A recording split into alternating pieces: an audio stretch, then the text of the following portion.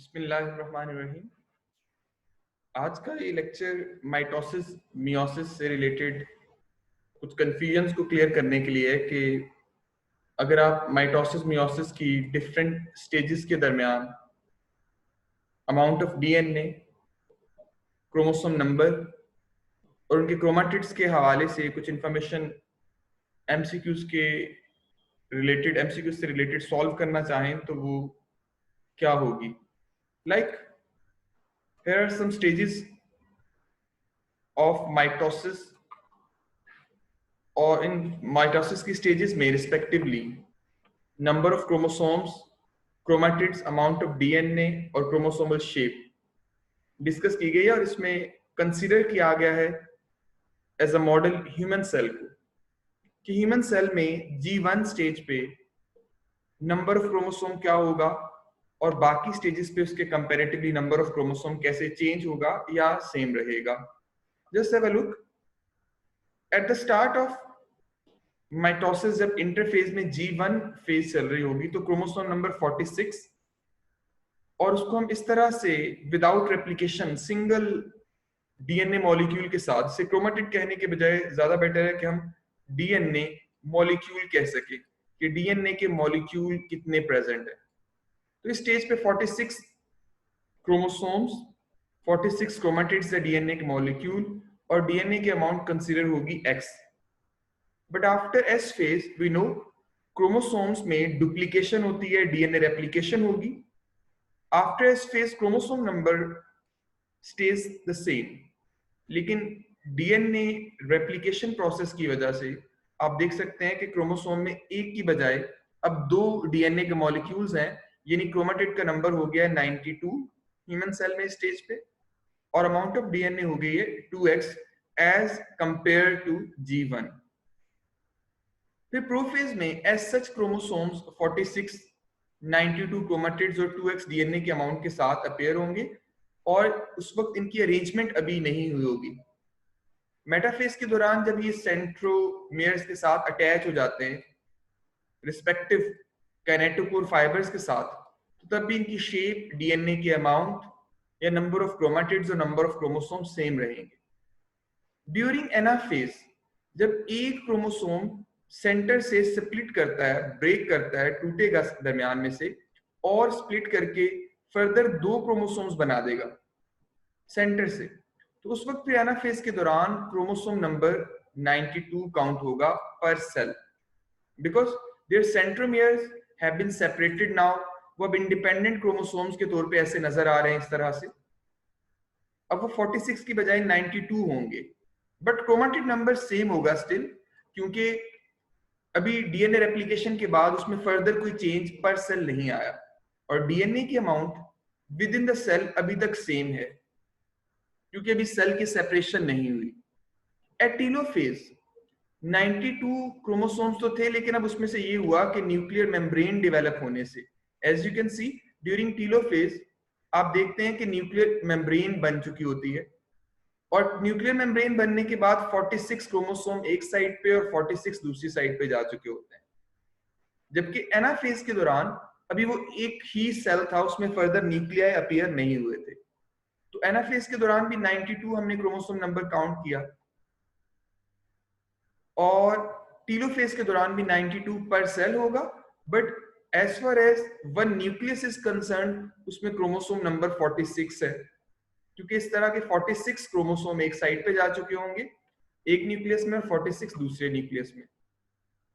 As far as number of chromatids are concern they are same as that of chromosomes, क्योंकि इसमें इतने ही chromosomes इतने ही DNA के molecule अभी मौजूद हैं और डीएनए की अमाउंट पर न्यूक्लियस एक्स हो चुकी है फिर से, but within the cell दो न्यूक्लियाई बाई न्यूक्लिएट स्टेज है ये, तो 2x डीएनए की अमाउंट इस स्टेज पे भी काउंट की जाएगी if we have started by taking amount of DNA as X from G1.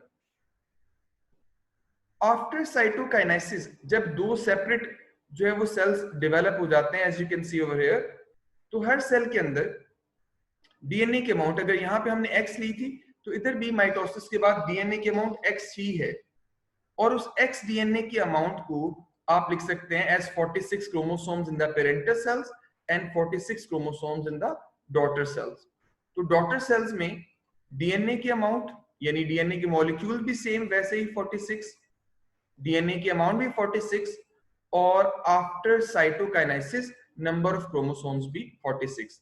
That's why we say in case of mitosis number of chromosomes and amount of DNA remains same generation after generation.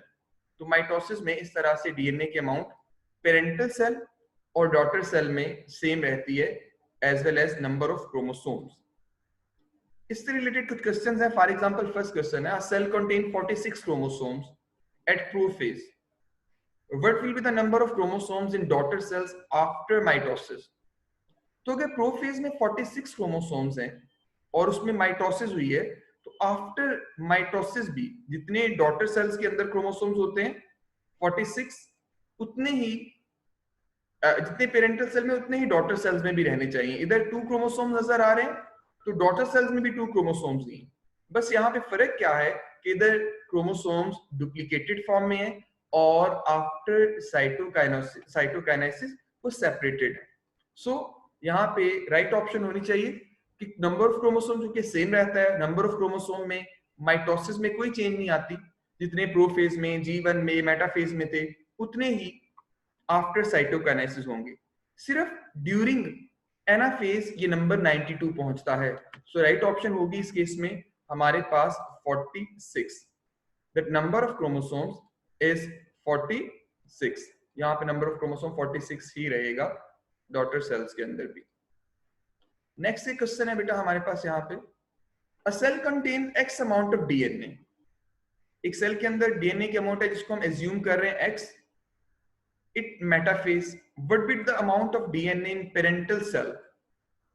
What would be the amount of DNA in parental cell after S phase. कि S phase से पहले जो उसका parental cell था, S phase के बाद उसमें DNA की अमाउंट कैसे होगी. तो आपने अभी अभी ऑब्जर्व किया ये प्रीवियस स्लाइड्स के अंदर कि अगर मेटाफेज में डीएनए की अमाउंट हम ले रहे हैं, लेट मी से ये मेटाफेज है, मेटाफेज में डीएनए की अमाउंट कंसीडर कर रहे हैं एक्स, यानी 4 डीएनए के क्रोमैटिड्स या 4 डीएनए के मॉलिक्यूल्स. तो एस फेज के बाद भी तो ये इसी तरह से नजर आ रहे थे ना जैसा प्रोफेज में नजर आ रहे हैं. एस फेज के बाद भी डीएनए की अमाउंट क्या होनी चाहिए, सेम. अगर एस फेज से पहले पूछा जाता तो हम कहते कि यहाँ पे 4 मॉलिक्यूल्स हैं डीएनए के, एस फेज से पहले 2 थे, सो डीएनए की अमाउंट x/2 होगी पेरेंटल सेल में या हाफ होगी इससे. तो अब यहाँ पे हम कहेंगे कि डीएनए की अमाउंट सेम है as we have mentioned that in metaphase अगर डीएनए की अमाउंट x है तो वो पेरेंटल सेल में भी x ही रहेगी. तो इसमें राइट ऑप्शन है बीटा कि डीएनए की अमाउंट होगी x.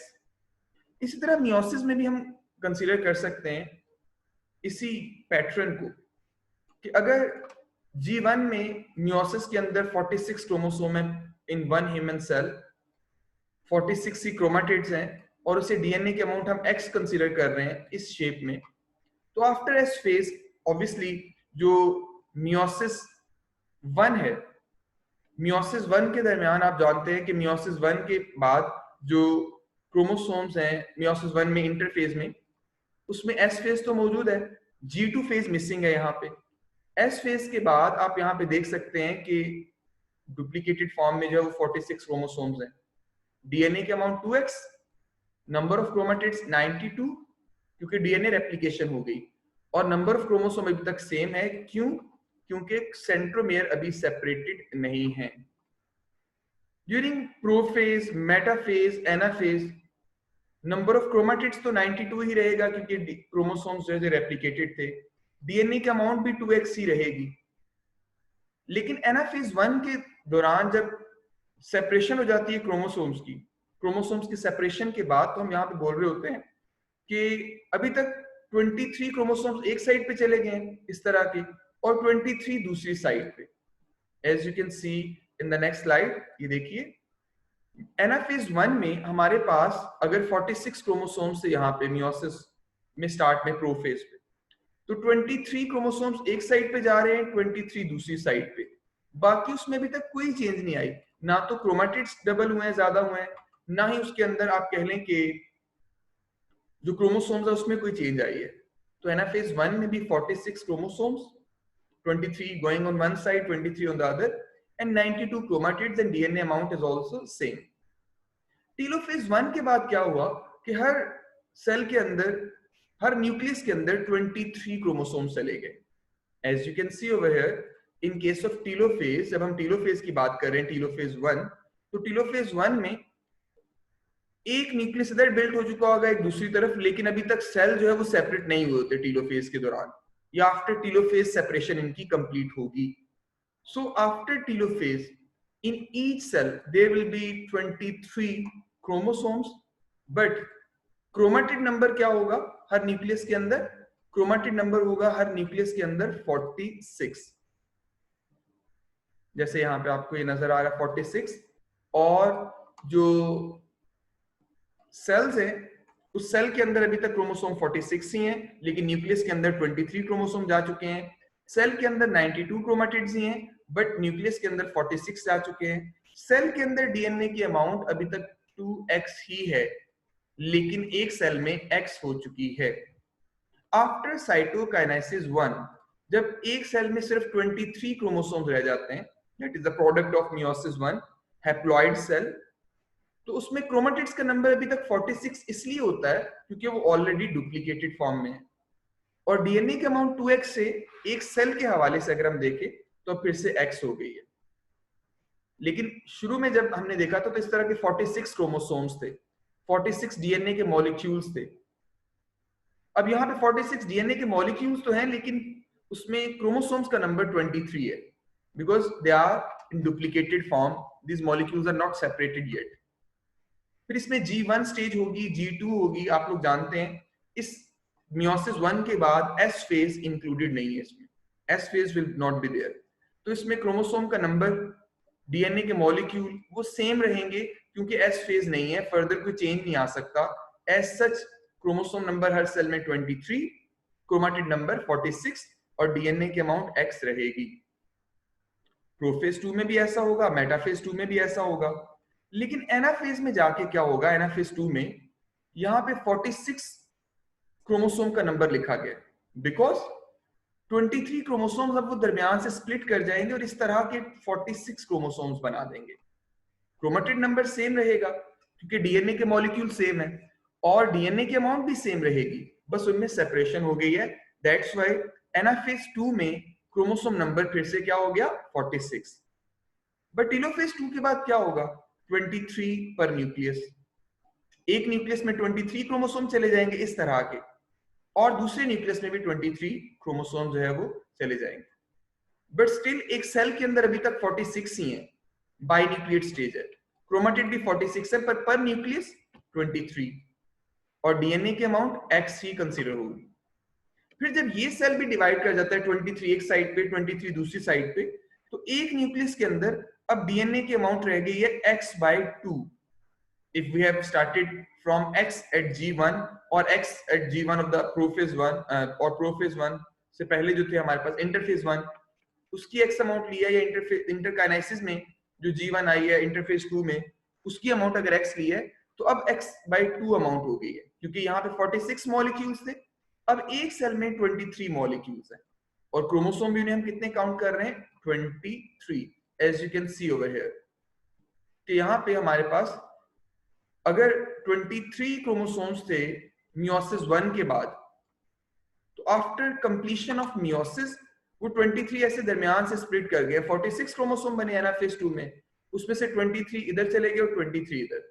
That's why we say meiosis 2 is just like mitosis. इससे रिलेटेड एक दो क्वेश्चंस हैं. A cell contains 23 chromosomes at prophase 2, जो हैप्लॉइड सेल है, और उसमें क्रोमोसोम नजर आ रहे होते हैं पेयर्ड इस तरह से, डुप्लीकेटेड फॉर्म में अभी तक. तो आप ये बताइए, what will be the number of chromosome in anaphase 2? जब एनाफेज 2 आती है तो आपको पता है ये डिवाइड कर जाता है, और एक क्रोमोसोम से दो न्यू क्रोमोसोम वो एस्टेब्लिश हो जाते हैं due to separation of centromeres. अब इसे हम काउंट करेंगे एज 46. कि क्रोमोसोम नंबर क्या हो जाएगा? 46 हो जाएगा. That's why right answer will be 46. Delta will be the right option over here. तो इसमें राइट ऑप्शन है हमारे पास 46 क्रोमोसोम्स. फिर बेटा इसके साथ ही एक रिलेटेड क्वेश्चन और भी है यहाँ पे नेक्स्ट हमारे पास, that a germinal cell contain X amount of DNA in G2 phase. What would be the amount of DNA in each daughter cell after the completion of meiosis? अब याद रखिएगा G2 phase ये meiosis 1 में तो नहीं होती, meiosis 1 की interphase में। इसका मतलब है ये जो X अमाउंट डिस्कस हो रही है डीएनए की, ये G2 की अगर बात की जा रही है तो ये इंटरकाइनेसिस वाली बात थी। यहाँ पे G2 में अगर डीएनए की अमाउंट X है, what will be the amount in daughter cells after cytokinesis? तो आफ्टर साइटोकाइनेसिस वो x/2 हो जाएगी। कैसे? क्योंकि यहाँ पे क्रोमोसोम डुप्लीकेटेड फॉर्म में थे, डुप्लीकेटेड या डबल डीएनए के मॉलिक्यूल्स थे। अब इस स्टेज पे आके आफ्टर साइटोकाइनेसिस 23 डीएनए के मॉलिक्यूल्स मौजूद होंगे पर सेल। दैट्स व्हाई इसमें राइट ऑप्शन क्या होना चाहिए हमारे पास कि x/2 will be the actual amount of DNA after completion of meiosis. Beta is the right option. In the same way, a cell contains X amount of DNA in prophase 1. What would be the amount of DNA in each daughter cell after the completion of meiosis? तो x/2, 2x, 4x या x/8 इसको दोबारा से देख लीजिए। यहाँ पे अगर हम प्रोफेज 1 की बात कर रहे हैं, यहाँ पे तो हमने लिया 2x डीएनए की अमाउंट प्रोफेज 1 में। अगर यहाँ पे हम x एज्यूम कर रहे थे तो इधर x/2 हो गई डीएनए की अमाउंट, अगर प्रोफेज 1 में x एज्यूम कर लिया जाए, और फिर x/2 की बजाय x/4 हो जाएगी। सो इस क्वेश्चन में कि अगर इसे आप डीएनए की अमाउंट एज्यूम कर रहे थे x 92 मॉलिक्यूल्स को, तो डॉटर सेल्स में जिसमें 23 डीएनए के मॉलिक्यूल्स हैं, अब डीएनए की अमाउंट 92 डिवाइडेड बाय 4 यानी x/4 23 हो जाएगी in case of human cell. तो इसमें राइट ऑप्शन होगी हमारे पास x/4। So that was all about mitosis and meiosis.